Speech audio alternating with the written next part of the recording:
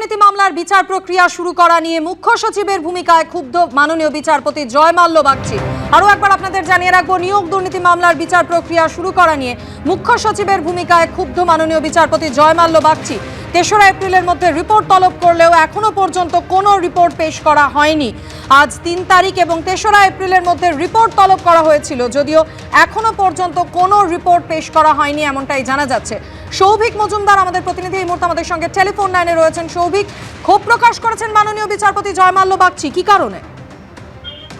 দেখো, একেবারে তুমি জানো যে গত 22শে মার্চ কলকাতা হাইকোর্টের মহামান্য বিচারপতি জয় মাল্য বাগচি তিনি রাজ্যের মুখ্য সচিবের উদ্দেশ্যে নোটিশ ইস্যু করেন এবং সেখানে তিনি বলেছিলেন যে এখনো পর্যন্ত নিয়োগ দুর্নীতি মামলায় যে সমস্ত সরকারি আধিকারিকদের বিরুদ্ধে অভিযোগ রয়েছে তাদের বিরুদ্ধে বিচার প্রক্রিয়া শুরু করার জন্য রাজ্যের তরফে যে অনুমতি দরকার হয় সেই অনুমতির জন্য ইডি এবং সিবিআই এর তরফ থেকে রাজ্য সরকারের কাছে আবেদন করা হয়েছিল। কিন্তু সেই আবেদনের পরে দীর্ঘদিন কেটে গেলেও এখনো পর্যন্ত সরকারের তরফ থেকে কোনো ধরনের সিদ্ধান্ত গ্রহণ করা হয়নি। ফলত কত সময়ের মধ্যে, ঠিক কত দিনের মধ্যে এই সিদ্ধান্ত গ্রহণ করা রাজ্যের মুখ্য সচিবের পক্ষে সম্ভব সেটা জানতে চেয়েই তার কাছ থেকে এই রিপোর্ট তলব করা হয়েছিল। কিন্তু সেই রিপোর্ট আজও পর্যন্ত কলকাতা হাইকোর্টে পেশ করা হয়নি। অর্থাৎ 22শে মার্চ যখন এই মামলার নির্দেশ দেওয়া হয়, তারপরে আজকে ৩রা এপ্রিল এই মামলার শুনানি পর্যন্ত কোনো রিপোর্ট পেশ করা হয়নি। সেই জন্যই মহামান্য বিচারপতি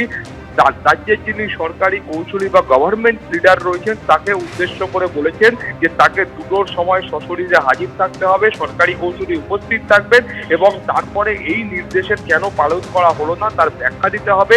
মাননীয় বিচারপতি জয় মাল্য বাগচি বলেছেন যে এটা অত্যন্ত যন্ত্রণাদায়ক এবং তার পাশাপাশি একজন এই ধরনের উচ্চপদস্থ সরকারি আধিকারিক বা সরকারি প্রশাসনিক কর্তা তিনি যদি আদালতের নির্দেশকে মান্যতা না দেন তাহলে তার পরিণতি কি হবে।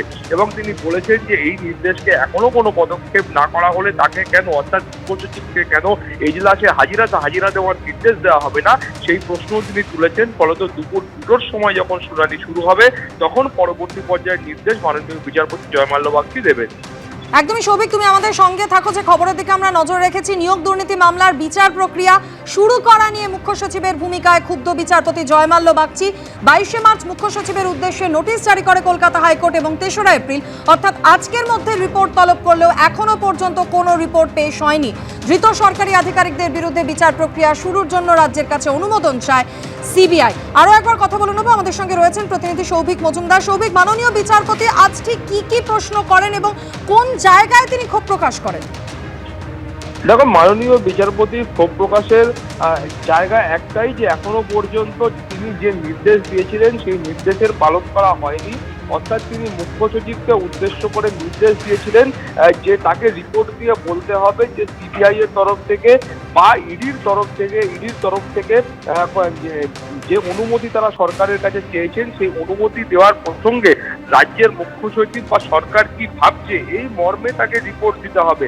কিন্তু 22শে মার্চে সেই ধরনের নির্দেশ মাননীয় বিচারপতি দেন এবং তারপরে ইডির তরফ থেকে 26শে মার্চ এ সম্পর্কে রাজ্য প্রশাসনকে বা মুখ্য সচিবকে তারা নির্দেশনামার কপি দিয়ে তারা এ বিষয়ে অবগত করেন। কিন্তু আজকে যখন এতদিন পর মামলার শুনানি বের হচ্ছে সেই সময় কলকাতা হাইকোর্টের কাছে এটা প্রত্যাশিত যে মুখ্য সচিবের মতো একজন প্রশাসনিক পদে থাকা একটা উচ্চপদস্থ কর্তা, দায়িত্বশীল ব্যক্তি, তিনি এই ধরনের আদালতের নির্দেশকে মান্যতা দেবেন এবং রিপোর্ট পেশ করবেন। এটাই মাননীয় বিচারপতির মন্তব্য যে একজন এই ধরনের প্রশাসনিক কর্তা তিনি যদি আদালতের নির্দেশকে মান্যতা না দেন তাহলে গোটা বিষয়টা কিভাবে চলবে সেই প্রশ্ন তিনি করেছেন এবং সেই কারণেই তিনি কিন্তু ক্ষোভ প্রকাশ করেছেন। ফলত দুপুর 2টোর সময় যখন সরকারি কৌশলে উপস্থিত থাকবেন তখন বাকি যে পদক্ষেপগুলো রয়েছে সেই পদক্ষেপগুলো স্পষ্ট হবে। অবশ্যই সেদিকে নজর থাকবে। ধন্যবাদ সৌভিক।